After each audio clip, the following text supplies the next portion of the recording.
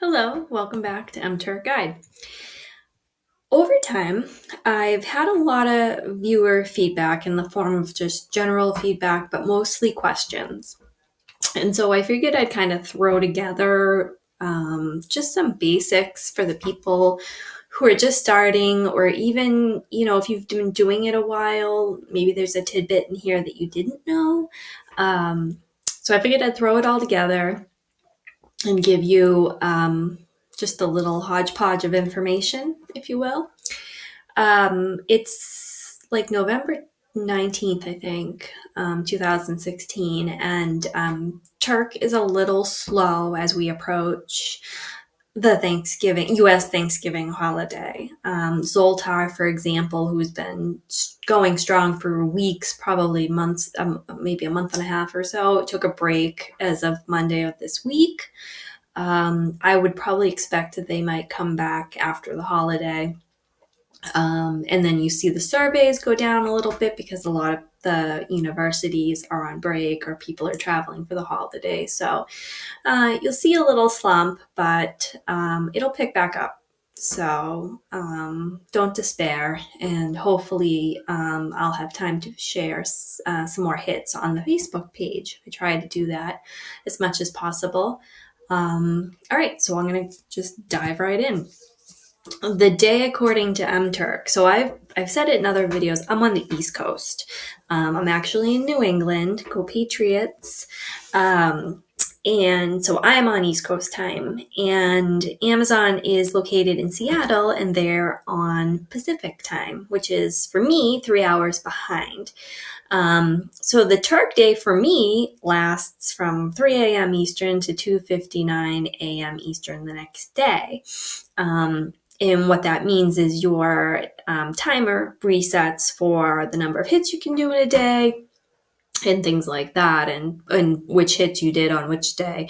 So, if you aren't in the US, where, we have 4 time zones, and it's fairly easy to figure out, where you fall and what your day looks like for MTurk. There's a bunch of tools. I've been pretty vocal that I use Chrome. There's some Chrome extensions where you can put little what the time is in all these cities. That's what you see on the left-hand side where it says San Francisco, Boston, Madrid. You can put all these cities up and it tells you what time it is there.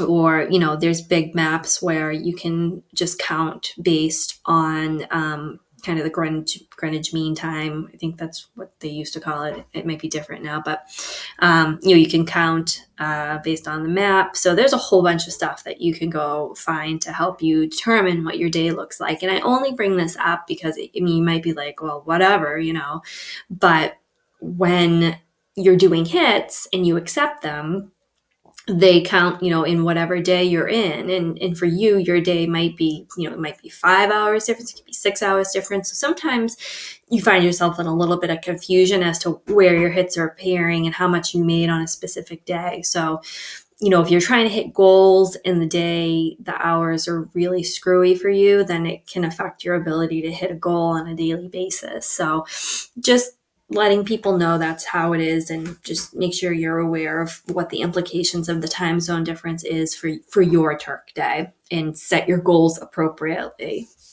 for the day. You may need to, you may need to, if you got weekdays are different for you, you may need to load up your weekends with higher goals and weekdays with less goals, or depending on your own personal schedule and things like that, but also the time zone issue. Okay. If you're a new Turker, you are limited to 100 hits per day for 10 working days. And that 10 working days can be over a month. It could be over 2 months. You just have to get on and do at least one hit for the day, and that counts as a working day. So if you're really motivated, you can just do your 10 days consecutively and then get out of your quote unquote probationary period. But if, you're just easing into it, which is fine as well. You could take a month, you could take 2 months, whatever you need. So just be aware of that you will be limited. That 100 hits includes expirations and returns. And so when you're limited to 100, you really do need to be careful about anything that expires or that you need to return. because, it's just kind of chipping away at what you can do and earn, for that day. And when you're limited to 100, obviously it restricts your your earning ability pretty bad. So yeah. After you get out of your 10-day probationary period, you can do 3,800 hits per day, and the returns and expirations are still factored into that 3,800 limit.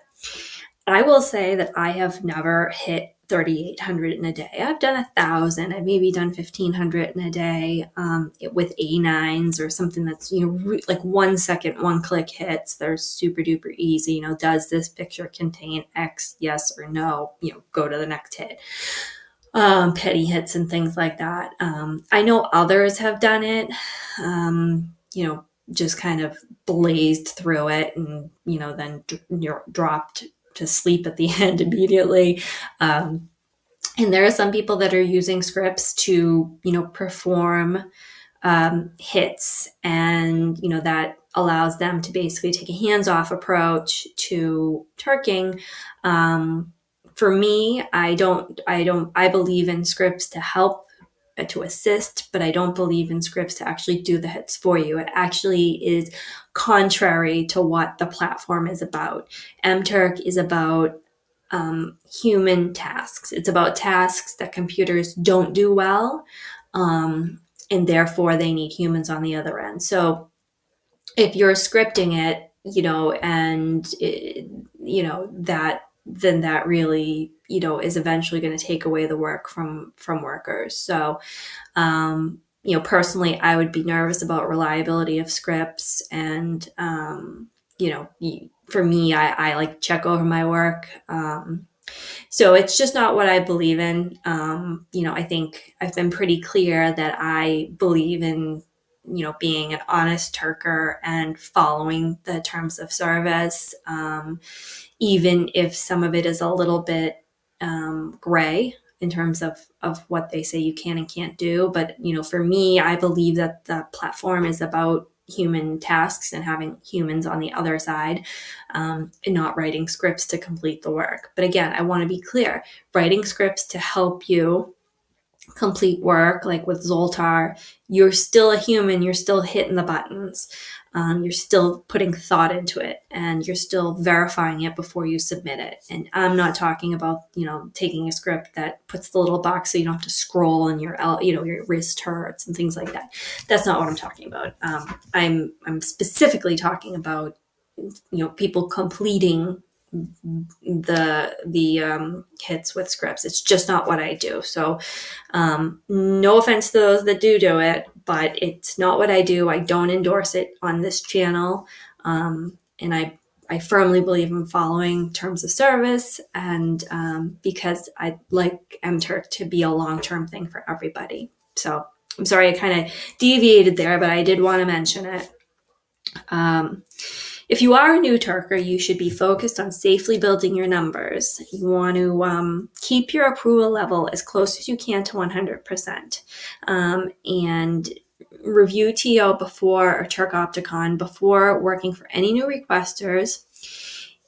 So, I just want to advise people who are in the probationary period, or in their early Turking career, to just, do your best and have Turk Opticon, or TO as an abbreviation, loaded with scripts. They have all the videos that teach you how to do that, so that you can hover over and look whether they're green, they're red, and you can read about what's going on with that particular requester. Yeah, it definitely slows you down.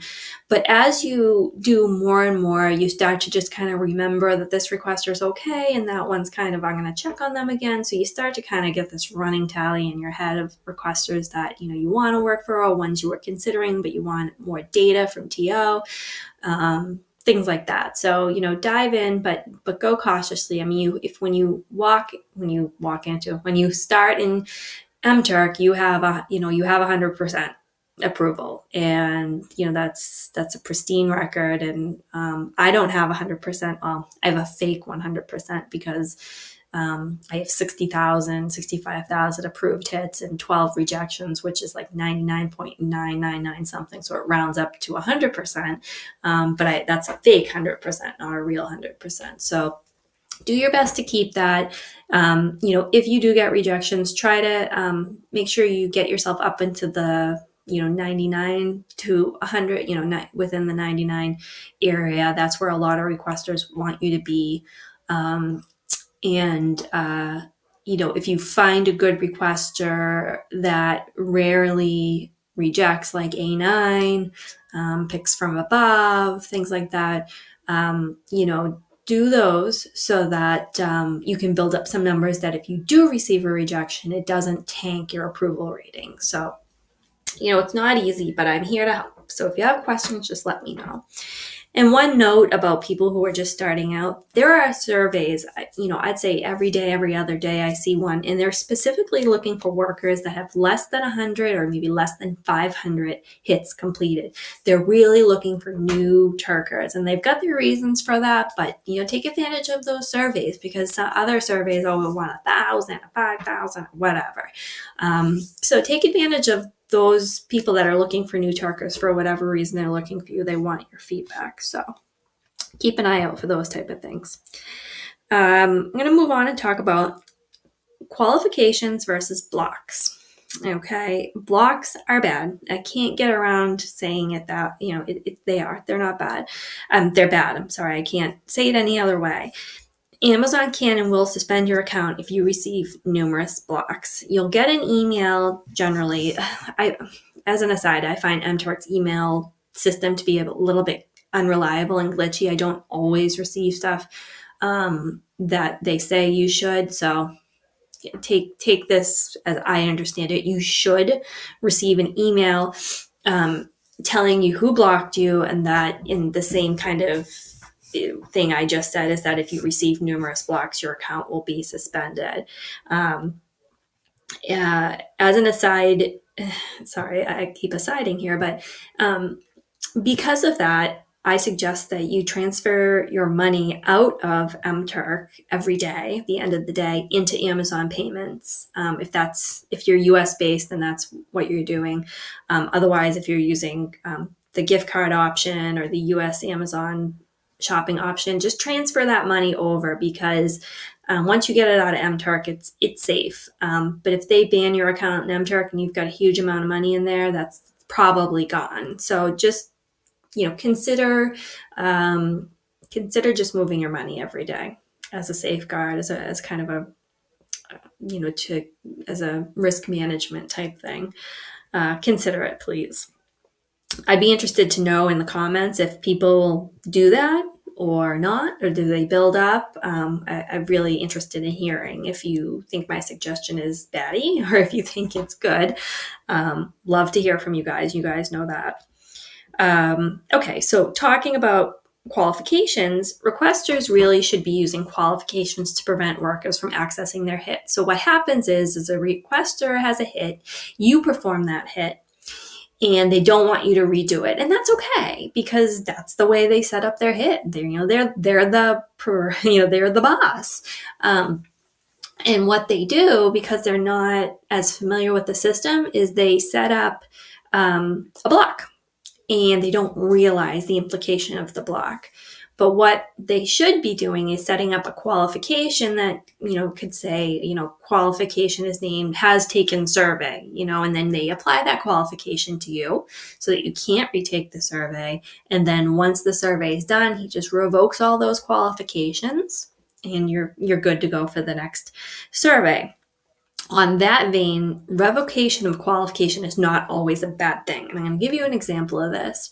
There's a requester called Zazzle, which is the actual Zazzle, website that they have. Like, you can do artwork and stickers, and you can take art and put it on stuff that you want to wear, coffee mugs, blah blah blah. Well, they're a requester, and I do think their requirements are they might be high. They may be around 5,000 completed hits, and they also have a test that you have to get through. That I know a few people that I conversed with had a little trouble getting through the test.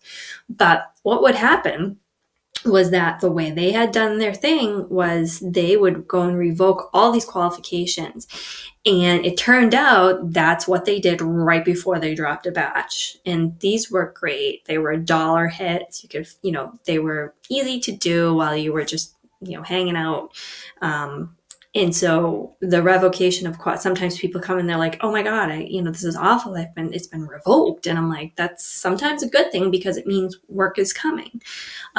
So don't always think of it as a bad thing. That Zazzle example is the perfect example because for me, it was a trigger to go put on my Zazzle, Panda because they were going to come in. And it ended up, those days ended up being nice days for me.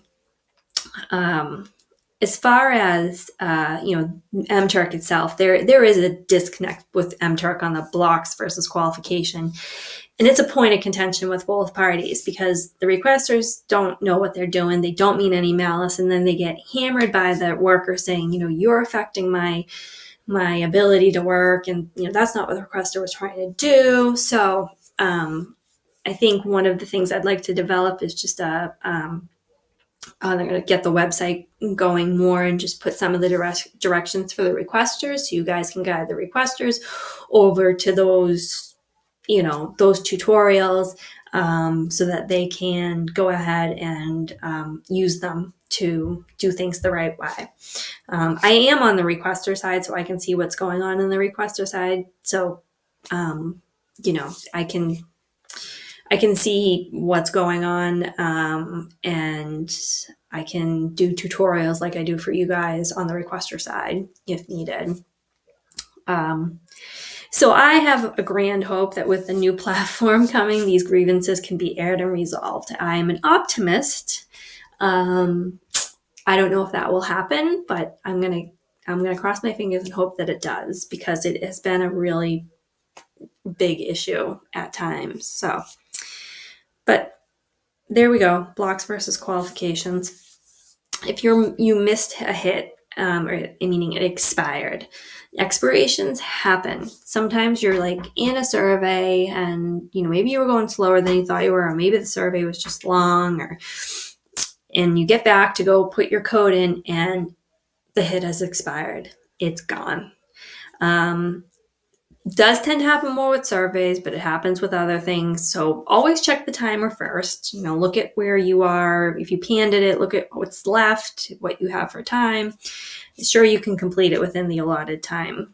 If you need to contact the requester, if you have the survey code and you finished the survey, you can contact the requester. I just updated my video yesterday about contacting requesters. I did some testing on the requester side and made sure that it worked when you had the minimal information, and it does.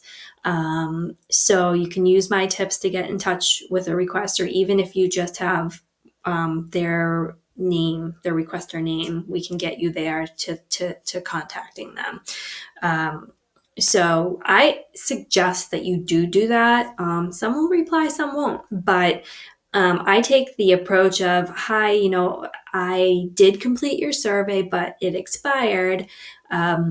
Here's the code. I just don't want your data to be incomplete in any way. And then, I say if it's possible for you to put up another hit for me or bonus me for the survey, here's my Turk ID. And I just basically tell them how they could go about doing it. Some do, some don't. You can't get everybody to do what you want to do, but it's one of the things I do regularly if that does happen to me. And it still happens to me when 65,000 hits in, I still do it. Sometimes I get distracted or I'm not, my brain isn't functioning. And I'm looking at the survey like I don't know what I'm doing. So, definitely contact requesters if you run into that scenario. Expirations are a lost opportunity, but generally they will not hurt you. So if it expires in the background, it's not going to be rejected because it wasn't submitted. A hit has to be submitted for it to be approved or rejected. So it just kind of goes away. It's just lost in space. Some requesters do use this return expiry rate as a qualification, but it's very rare. I've seen it I want to say 3 times since I've started Turking. And even at that, it was like the return expiry rate has to be greater than 40% or something. Like in my expiry return rate was like 85 or something. So 15% of the time I was returning. And that's, a function of when there's good batches coming in, and not, I wouldn't say Zoltar, I never let one of those go, but a non-Google request or a good batch comes in, and you kind of, you picks from above is a good example. Picks from above, you put them all in your queue, and you're like going away at it, and some expire behind you. And so my return rate is kind of reflective of, at any given time, it's reflective of how much I'm working on batches versus surveys.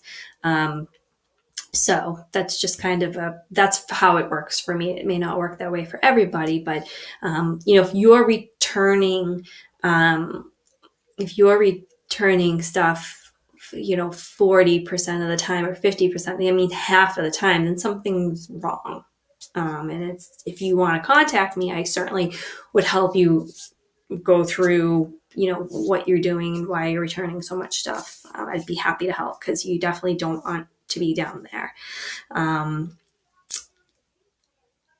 And as far as hits, this was one I get a lot, is somebody will say, I submitted this hit, I worked so hard on it, and it disappeared. I can't find it. My first question is always, what day did you accept it? Did you accept it today, or did you accept it yesterday? And they say, oh yeah, I accepted it, yesterday. And again, this is the day according to MTurk. And they'll say, yep, I did actually. And I completely, it was an 8-hour timer, and I let it run down to 6 hours, and then I completed it. Well, Turk will always put the hit on the day you accepted it, even if you do it 24 hours later, 48 hours later, or 7 days later. It'll always show back up in that day. So that's the number one question I always have. So if you're missing a hit, think about when you accepted it, and then think about the day according to MTurk. So that, again, that time zone issue. The other thing is sometimes Turk gets glitchy. It is technically beta. You see it on the logo, even though it's been around for so long in beta, but it's in beta, and sometimes it is glitchy. So, what I suggest is you refresh your dashboard a couple of times. If you're still not seeing it, log out, log back in, kind of try to refresh your whole environment, and see if it appears. And if not, give it, 10 or 15 minutes. Let MTurk kind of catch up with itself, and 99% of the time, I think you're going to find your hits there. But if there are instances out there where people have legitimately lost hits and they've never shown up ever at a point in the future, they were gone, and you're absolutely positive you submitted them, I'd love to hear from you, because I don't hear about it very often. Usually I'm able to help people resolve it by one of those two methods. So if you do find that you're missing them, I really would love to hear about it. So, okay, moving on.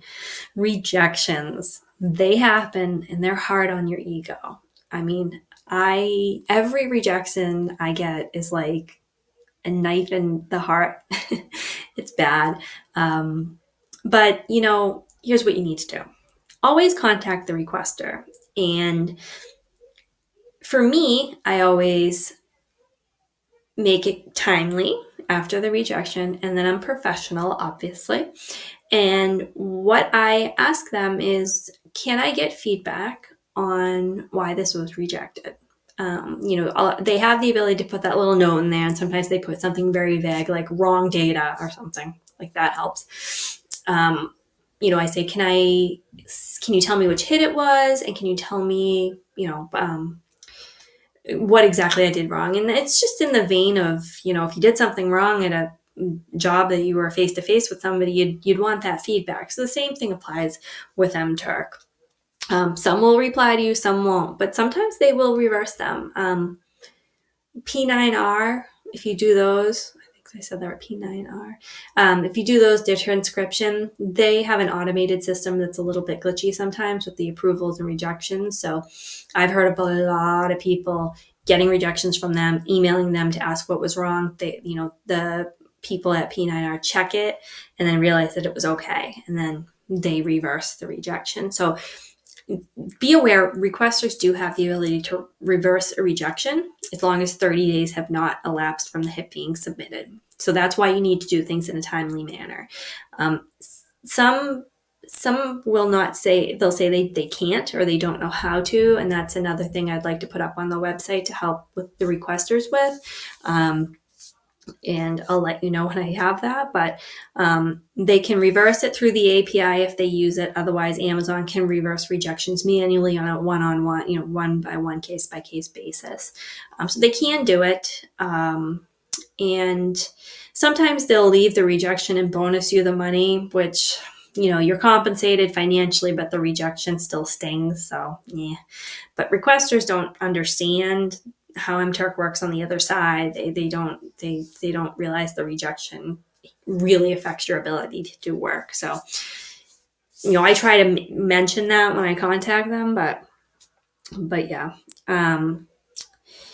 And then, it's important after you have an experience with a rejection to share information on Turk Opticon, especially regarding any communication with requesters, because if a requester rejects and then you email them and they say, okay, yeah, you were wrong, but I'll reverse this one, or, oh gosh, you were right. This was right. I messed up. They're timely about their communication. They're fair about, reversing a rejection or, bonusing you the money. Let us know that on Turk Opticon because it's important data. It's important information. Okay, where's my money? Show me the money. I can't yell because everybody's sleeping, so I won't do the whole Tom Cruise show me the money thing. I'll spare you. Okay, so once an approved hits, will go to pending payment, and then they go to paid. And then the funds, there's like a little delay, and the funds will appear on your dashboard balance. The dashboard balance must be transferred to Amazon Payments or your Amazon shopping account, depending on how you want to use it.